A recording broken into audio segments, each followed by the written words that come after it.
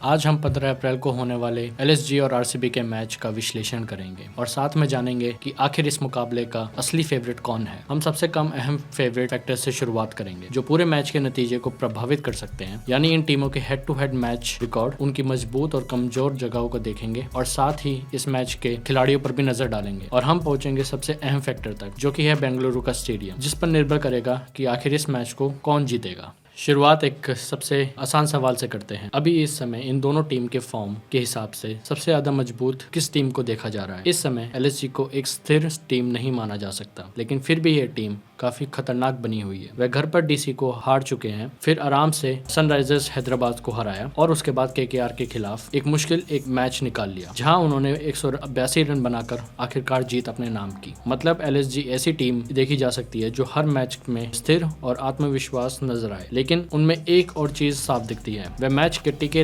रहना जानते हैं और उन मुकाबलों को अंत तक धकेल सकते हैं। जहां बीच में लगने लगता है कि खेल अब उनके हाथ से निकल रहा है, आरसीबी की तस्वीर इस समय थोड़ी बेहतर दिखी जा सकती है। उन्होंने सीजन की शुरुआत में ही आत्मविश्वास के साथ सनराइजर्स हैदराबाद को हराया और फिर घर पर सीएसके को पूरी तरह दबा दिया। 250 रन बनाकर 43 रनों से जीत हासिल करी। और यहाँ सबसे अहम बात सिर्फ जीत नहीं है, बल्कि ये है कि वह जीतते कैसे हैं। यह टीम अभी ऐसी देखी जा रही है जैसे वह सिर्फ किसी तरह नतीजे तक पहुंचने वाली टीम नहीं, बल्कि अपनी रफ्तार से विपक्षी पर दबाव बनाकर मैच को वापस लेने ही ना दे। मौजूद फॉर्म के हिसाब से आरसीबी ज्यादा मजबूत दिख रही है, लेकिन यह अभी सिर्फ पहला फैक्टर है, क्योंकि आगे तस्वीर बदल भी सकती है जब हम टीमों के रिकॉर्ड को देखेंगे। दूसरा फैक्टर जो पहले ही सबसे ज्यादा अहम है, किस टीम का रिकॉर्ड ज्यादा मजबूत दिख रहा है। एलएसजी की बहुत सी चीजें इस बात पर टिकी हैं कि उनके मुख्य बल्लेबाज कैसे शुरुआत करते हैं। जब एडन मार्करम, मिशेल शर्मा और ऋषभ पंत खेल में सही तरीके से जम जाते हैं, तो यह टीम तुरंत विपक्षी के लिए बहुत मुश्किल बन जाती है। लेकिन यहाँ एक अहम बात भी आती है, इस समय एलएसजी का स्क्वाड पूरी तरह संतुलित और स्थिर नहीं दिखता। वानिंदु हसरंगा हैमस्ट्रिंग चोट की वजह से बाहर हो गए हैं और क्लब की उनकी जगह जॉर्ज लिंडे को साइन किया है, और इसका मतलब है कि टीम अभी भी खिलाड़ियों के संयोजन और बैटिंग बॉलिंग के संतुलन में थोड़ा फेरबदल कर सकती है। इस पृष्ठभूमि में आरसीबी का स्क्वाड अभी ज्यादा तैयार और स्पष्ट दिखता है। वहां तेज शुरुआत के लिए फिल सॉल्ट है, कंट्रोल के लिए विराट कोहली, रफ्तार बढ़ाने के लिए रजत पाटीदार, गहराई के लिए देवदत्त पडिक्कल और साथ ही टिम डेविड भी, जो पहले ही दिखा चुके हैं कि सिर्फ कुछ ओवरों के मैच का अंत पूरी तरह बदल सकते हैं। और इसलिए यहाँ खतरा किसी एक खिलाड़ी से नहीं, बल्कि कई दिशाओं से आता है। स्क्वाड के हिसाब से इस समय आरसीबी काफी बेहतर दिख रही है, लेकिन सिर्फ स्क्वाड ही सब कुछ नहीं होता और आगे हमारे लिए इन टीमों के हेड टू हेड मुकाबलों को समझना जरूरी है। वैसे मैंने आपको बताया नहीं, लेकिन यह विश्लेषण सिर्फ हिमखंड की ऊपरी सतह है। मैंने इस टूर्नामेंट के लिए 3 इवेंट्स वाला एक एक्सक्लूसिव एक्सप्रेस तैयार किया है, जिसका कुल ऑड्स 10 गुना है। पूरे वीडियो के दौरान आप जानेंगे कि हम किन किन इवेंट्स पर अपना प्रेडिक्शन लगाया है। लेकिन सबसे ऊंचे ऑड्स और इवेंट के लिए बढ़िया बोनस पाने के लिए हमारे प्राइवेट टेलीग्राम चैनल में जरूर आइए। लिंक में डिस्क्रिप्शन और पिन किए गए कमेंट में छोड़ दूंगा, जरूर ज्वाइन करना। अब आइए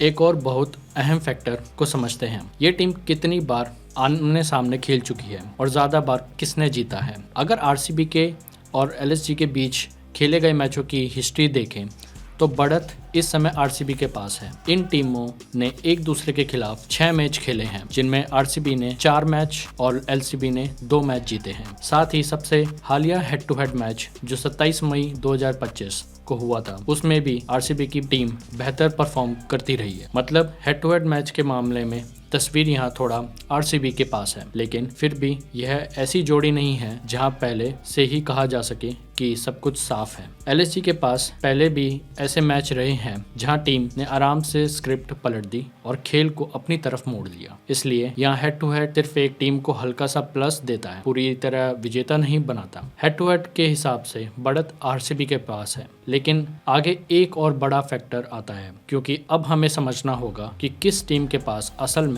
ज्यादा मजबूत पक्ष है।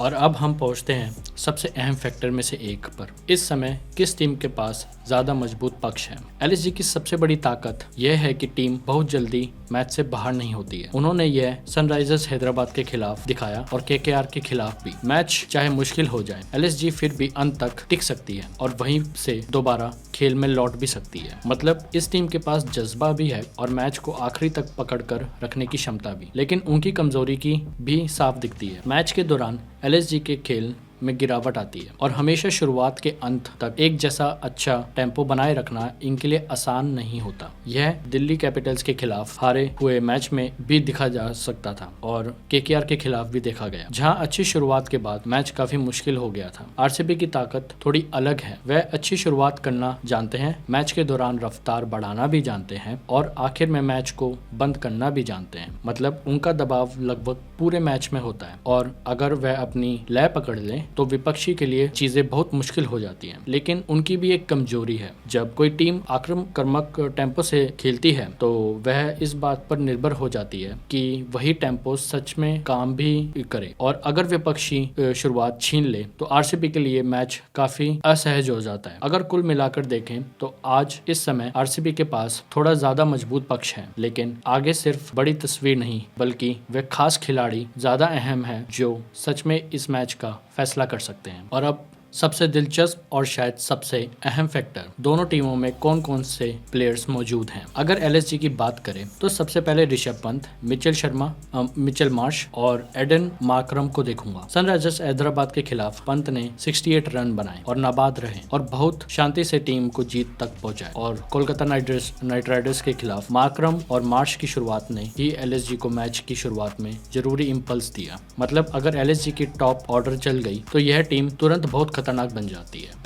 आरसीबी के प्लेयर्स का सेट भी इस समय बहुत मजबूत है। ये है विराट कोहली, फिल सॉल्ट, रजत पाटीदार, देवदत्त पडिक्कल और Tim David. Chennai super king के खिलाफ सॉल्ट ने 30 गेंदों में 46 रन बनाए, पडिक्कल ने 29 गेंदों पर 50 और उसके बाद टिम डेविड ने आखिरी हिस्से में पूरी तरह धमाका कर दिया और स्कोर को 250 रन तक पहुंचाने में मदद की। और यहाँ एक बात बहुत अहम है आरसीबी के लिए कि मैच सिर्फ एक खिलाड़ी नहीं बल्कि अलग अलग चरणों में कई खिलाड़ी मिलकर जीता सकते हैं। उन खिलाड़ियों के हिसाब से जो मैच का फैसला कर सकते हैं। आरसीबी यहाँ भी थोड़ी ज्यादा खतरनाक दिखती है। लेकिन अब चलो उन खिलाड़ियों की तरफ बढ़ते हैं जो उस पूरे मुकाबले की स्क्रिप्ट को पलट सकते हैं। सबसे अहम फैक्टर में से एक, यहाँ कौन एक ही पल में पूरा मैच पलट सकता है। मेरे लिए यहाँ सबसे बड़ी टक्कर विराट कोहली और ऋषभ पंत के बीच में है। एक के पास ताजा उदाहरण है कि वह कैसे आराम से आरसीबी को जीत तक ले जा सकते हैं और मैच की रफ्तार कंट्रोल करता है, और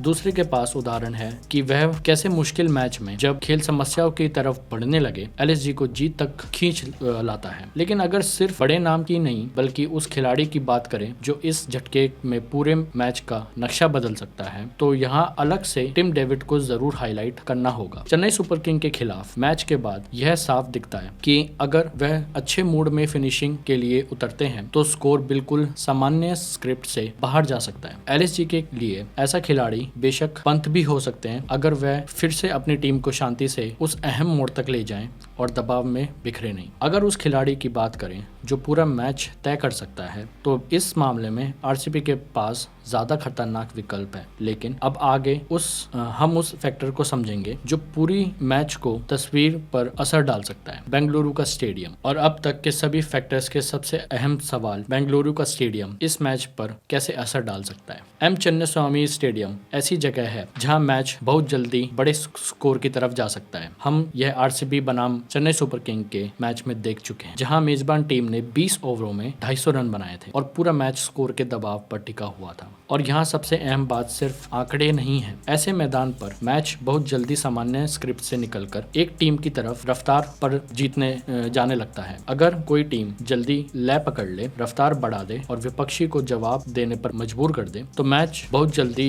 पूरी तरह दूसरी दिशा में जा सकता है। मतलब यहाँ स्टेडियम सिर्फ बैकग्राउंड नहीं बल्कि लगभग एक अलग हिस्सा लेने वाला फैक्टर बन सकता है। बेंगलुरु का स्टेडियम थोड़ा ज्यादा आरसीबी की मदद कर सकता है। और अब जब हमने सारे फैक्टर्स जोड़ दिए हैं तो आइए जानिए कि इस मुकाबले का मुख्य फेवरेट आखिर कौन है। तो आखिर इस मैच में जीत के ज्यादा करीब कौन है। अगर इस मैच को अभी भी स्थिति में देखें तो मेरी बढ़त फिर भी आरसीबी की तरफ जाती है। पहला मैच बेंगलुरु में हो रहा है, उनके घरेलू मैदान पर, जहां वह पहले ही दिखा चुके हैं कि विपक्षी के लिए बहुत मुश्किल स्क्रिप्ट बना सकते हैं। दूसरा, मौजूदा फॉर्म के हिसाब से आरसीबी थोड़ी ज्यादा आत्मविश्वासी दिखती है। तीसरा, अटैक की गहराई में भी यह टीम ज्यादा संतुलित लगती है, क्योंकि इनके पास इससे ज्यादा खिलाड़ी हैं जो अपने अलग अलग स्पेल से मैच छीन सकते हैं। साथ ही हेड टू हेड भी आरसीबी के पास बढ़त है। मतलब अगर सब कुछ जोड़े, फॉर्म, स्क्वाड की प्लेयर्स की परफॉर्मेंस, हेड टू हेड और मैदान का फैक्टर, तो इस समय आरसीबी के पक्ष में